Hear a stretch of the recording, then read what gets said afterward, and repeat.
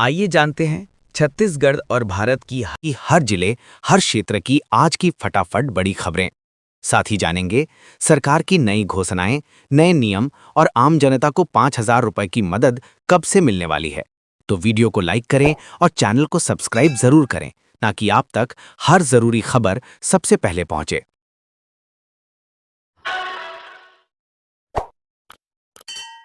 धान खरीदी मंडी कर्मी हड़ताल पर, 15,000 कर्मचारी ठप, 17% नमी पर विवाद।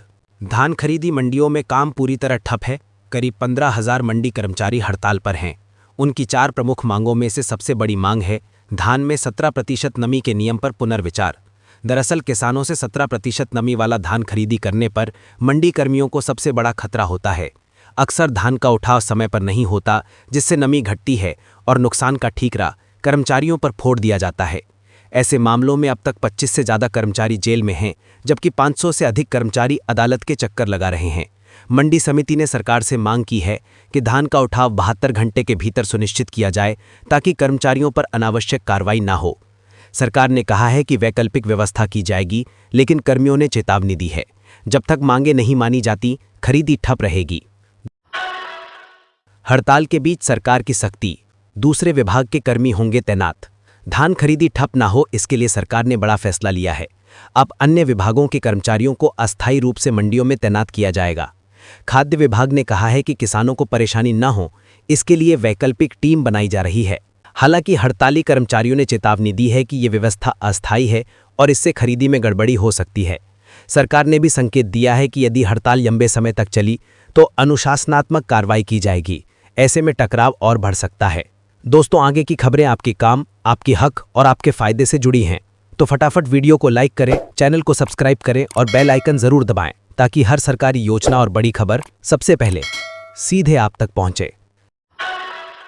ठंड में टूटा 3 साल का रिकॉर्ड, तापमान 13.7 डिग्री। नमस्कार दोस्तों, सर्दी ने इस बार 3 साल का रिकॉर्ड तोड़ दिया है। राजधानी समेत पूरे प्रदेश में न्यूनतम तापमान 13.7 डिग्री सेल्सियस तक गिर गया। सुबह के वक्त धुंध और ठंडी हवाओं ने लोगों को ठिठुरने पर मजबूर कर दिया। मौसम विभाग का कहना है कि अगले 2 से 3 दिनों में तापमान और नीचे जा सकता है, जिससे गलन और बढ़ेगी। इसीलिए बुजुर्गों और बच्चों को खास सावधानी बरतने की सलाह दी गई है। गर्म कपड़े, सुबह की सैर में परहेज और सर्दी से बचने के घरेलू उपाय अपनाना बेहद जरूरी है। मौसम विशेषज्ञों का कहना है कि ये ठंड नवंबर के तीसरे सप्ताह तक अपने चरम पर पहुंच सकती है। केंद्रीय कृषि विश्वविद्यालय में 179 पदों पर भर्ती, बिना परीक्षा के चयन। केंद्रीय कृषि विश्वविद्यालय ने 179 पदों पर भर्ती का ऐलान किया है। सबसे बड़ी बात, इसमें कोई लिखित परीक्षा नहीं होगी। उम्मीदवारों का चयन योग्यता और इंटरव्यू के आधार पर किया जाएगा। वेतन 1,44,000 रुपये तक रहेगा। ये अवसर कृषि क्षेत्र में करियर बनाने वालों के लिए शानदार मौका है। विश्वविद्यालय ने कहा है कि आवेदन प्रक्रिया ऑनलाइन है और इच्छुक उम्मीदवार आधिकारिक वेबसाइट से अप्लाई कर सकते हैं। सरकार के अनुसार ये भर्ती कृषि अनुसंधान और शिक्षा को सशक्त बनाने की दिशा में बड़ा कदम है। सोना चांदी में जोरदार उछाल, चांदी 5,540 रुपये महंगी, सोना 2,000 रुपये उछला। कीमती धातुओं के दामों में फिर से तेजी लौट आई है। सिर्फ एक दिन में चांदी 5,540 रुपये बढ़कर 1,61,300 रुपये प्रति किलो हो गई, जबकि सोना 2,000 रुपये उछलकर 1,27,900 रुपये प्रति 10 ग्राम तक पहुंच गया। विशेषज्ञों का कहना है कि वैश्विक बाजार में डॉलर के कमजोर होने और निवेशकों की रुचि बढ़ने से ये तेजी आई है। आने वाले दिनों में अगर ये ट्रेंड जारी रहा तो सोना 1,30,000 रुपये प्रति 10 ग्राम का आंकड़ा भी पार कर सकता है। त्योहारी सीजन के बाद भी निवेशकों का रुझान बरकरार है। बीजापुर में सर्जरी कांड, 9 मरीजों की आंखों पर खतरा। बीजापुर जिला अस्पताल में मोतियाबिंद ऑपरेशन के बाद बड़ा लापरवाही कांड सामने आया है। 9 मरीजों की आंखों में संक्रमण और सूजन की शिकायत के बाद उन्हें तुरंत रायपुर रेफर किया गया। जानकारी के अनुसार सर्जरी के दौरान उपयोग की गई दवाओं या उपकरणों में संक्रमण फैल गया। स्वास्थ्य विभाग ने पूरे मामले की जांच के आदेश दिए हैं। फिलहाल डॉक्टरों की टीम बीजापुर पहुंचकर स्थिति की निगरानी कर रही है। ये घटना स्वास्थ्य सेवाओं पर बड़ा सवाल खड़ा करती है। राहत भरी खबर, खाने पीने की चीजें सस्ती हुईं। महंगाई से जूझ रहे आम आदमी के लिए अच्छी खबर, खाने पीने की वस्तुओं के दामों में गिरावट आई है। दाल, तेल, चीनी और सब्जियों के दाम पिछले महीने के मुकाबले घटे हैं। सरकारी आंकड़ों के अनुसार खुदरा महंगाई दर 5.1% पर आ गई है। सरकार का कहना है कि फसल उत्पादन अच्छा रहने से ये राहत आने वाले महीनों तक जारी रहेगी। अर्थशास्त्रियों के मुताबिक इससे आम जनता की जेब पर बोझ थोड़ा कम होगा। एक दशक के बाद घटी महंगाई, 12 राज्यों में राहत। छत्तीसगढ़, राजस्थान और मध्य प्रदेश समेत 12 राज्यों में महंगाई दर एक दशक के निचले स्तर पर पहुंच गई है। इसका कारण खाद्य वस्तुओं और ईंधन की कीमतों में कमी बताई जा रही है। सेंट्रल गवर्नमेंट ने कहा है कि ये आर्थिक स्थिरता का संकेत है। हालांकि विशेषज्ञों ने चेतावनी दी है कि वैश्विक स्तर पर तेल की कीमतें फिर बढ़ी तो ये राहत अस्थायी हो सकती है। बिहार चुनाव, महिलाओं ने पुरुषों से ज्यादा मतदान किया। बिहार में लोकतंत्र की नई तस्वीर उभरी है। चुनाव के दोनों चरणों में महिलाओं ने पुरुषों से 3% ज्यादा मतदान किया। ग्रामीण इलाकों में महिलाओं की भागीदारी सबसे ज्यादा रही। चुनाव आयोग ने इसे साइलेंट रिवॉल्यूशन बताया है। राजनीतिक विश्लेषकों का कहना है कि महिलाओं का ये उत्साह अब राज्य की राजनीति का नया चेहरा तय करेगा। दोस्तों, आगे की खबरें आपके काम, आपके हक और आपके फायदे से जुड़ी हैं, तो फटाफट वीडियो को लाइक करें, चैनल को सब्सक्राइब करें और बेल आइकन जरूर दबाएं ताकि हर सरकारी योजना और बड़ी खबर सबसे पहले सीधे आप तक पहुंचे। लाल किला धमाके में दर्दनाक खुलासा, फेफड़े, कान और हड्डियां क्षतिग्रस्त। लाल किले के पास हुए धमाके में मारे गए लोगों की जांच रिपोर्ट सामने आई है। रिपोर्ट में बताया गया है कि विस्फोट इतना जबरदस्त था कि पीड़ितों के फेफड़े फट गए, कान के पर्दे फट गए और हड्डियां टूट गई।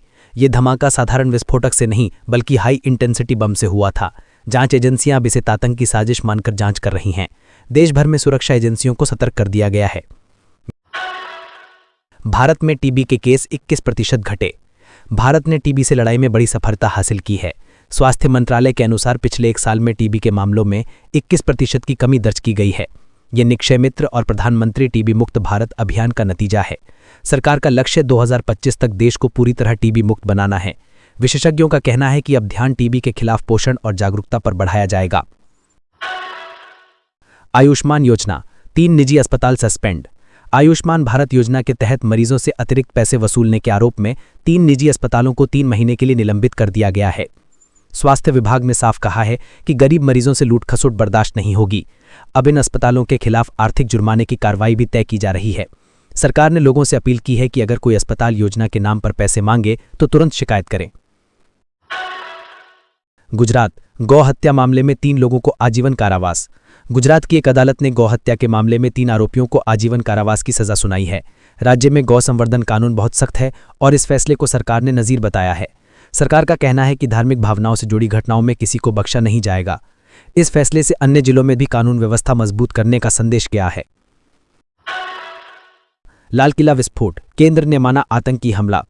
केंद्र सरकार ने आधिकारिक रूप से लाल किले के पास हुए कार विस्फोट को आतंकी घटना घोषित कर दिया है। गृह मंत्रालय के मुताबिक जांच में विदेशी नेटवर्क से जुड़े सबूत मिले हैं। दिल्ली, मुंबई, लखनऊ सहित कई शहरों में सुरक्षा बढ़ा दी गई है। एनआईए ने मामले को अपने हाथ में लेकर जांच शुरू कर दी है। सरकार ने जनता से अफवाहों से दूर रहने और शांति बनाए रखने की अपील की है। अब बिना टिकट यात्रा कर सकेंगे 5 से 12 साल के बच्चे। रेल मंत्रालय ने नया नियम लागू किया है। अब 5 से 12 साल के बच्चे अगर सीट नहीं लेते तो वे बिना टिकट यात्रा कर सकेंगे, लेकिन अगर बच्चे के लिए अलग सीट बुक की जाती है तो आधा किराया देना होगा। ये बदलाव परिवारों के लिए राहत लेकर आया है, क्योंकि पहले सभी बच्चों के लिए टिकट जरूरी होता था। नए नियम से परिवारों को आर्थिक फायदा और यात्रा में आसानी दोनों मिलेंगी। दोस्तों, आगे की खबरें आपके काम, आपके हक और आपके फायदे से जुड़ी हैं, तो फटाफट वीडियो को लाइक करें, चैनल को सब्सक्राइब करें और बेल आइकन जरूर दबाएं ताकि हर सरकारी योजना और बड़ी खबर सबसे पहले सीधे आप तक पहुंचे। धान खरीदी में सुविधा, तुंहर टोकन मोबाइल ऐप लॉन्च। किसानों के लिए बड़ी खुशखबरी। छत्तीसगढ़ सरकार ने धान खरीदी प्रक्रिया को आसान बनाने के लिए नया मोबाइल ऐप तुंहर टोकन लॉन्च किया है। इस ऐप की मदद से किसान अब घर बैठे अपने टोकन बुक कर सकेंगे, धान खरीदी केंद्र की जानकारी पा सकेंगे और ये भी देख सकेंगे कि उनका धान किस दिन और किस समय तौला जाएगा। पहले किसानों को घंटों लाइन में लगना पड़ता था, अक्सर जानकारी न मिलने से समय और मेहनत दोनों बर्बाद होती थी। अब इस ऐप के जरिए खरीदी प्रक्रिया पूरी तरह पारदर्शी हो जाएगी। हर किसान को एसएमएस के जरिए सूचना भी दी जाएगी ताकि किसी को दिक्कत ना हो। खाद्य विभाग का कहना है कि इस ऐप से न सिर्फ भ्रष्टाचार पर रोक लगेगी बल्कि किसानों को समय की बचत और सुविधा दोनों मिलेंगी। यानी अब धान खरीदी में कोई अफरा तफरी नहीं, सारी जानकारी आपकी मुट्ठी में, तुंहर टोकन ऐप में। मिनी माता महतारी जतन योजना, महिलाओं के लिए आर्थिक सशक्तिकरण की पहल। छत्तीसगढ़ सरकार की ये योजना महिलाओं के सशक्तिकरण की मिसाल बन गई है। मिनी माता महतारी जतन योजना के तहत राज्य की पंजीकृत महिला निर्माण श्रमिकों को सरकार 20,000 रुपये की एक मुश्त आर्थिक सहायता दे रही है। शर्त यह है कि महिला कम से कम 1 साल से पंजीकृत श्रमिक होनी चाहिए। राशि सीधे महिला के बैंक खाते में ट्रांसफर की जाती है, यानी किसी दलाल या बीच वाले की कोई भूमिका नहीं है। इस योजना का उद्देश्य है महिलाओं को आर्थिक रूप से मजबूत बनाना ताकि वे अपने परिवार की जिम्मेदारी आत्मनिर्भर होकर निभा सकें। सरकार का कहना है कि आगे इस योजना का दायरा बढ़ाया जाएगा, जिससे ज़्यादा से ज़्यादा महिलाओं को इसका लाभ मिले। ये पहल मिनी माता की उस सोच को आगे बढ़ाती है जो महिलाओं की गरिमा, सम्मान और स्वावलंबन पर आधारित थी। छत्तीसगढ़ की महिलाएं इसे सरकार का सच्चा साथ बता रही हैं।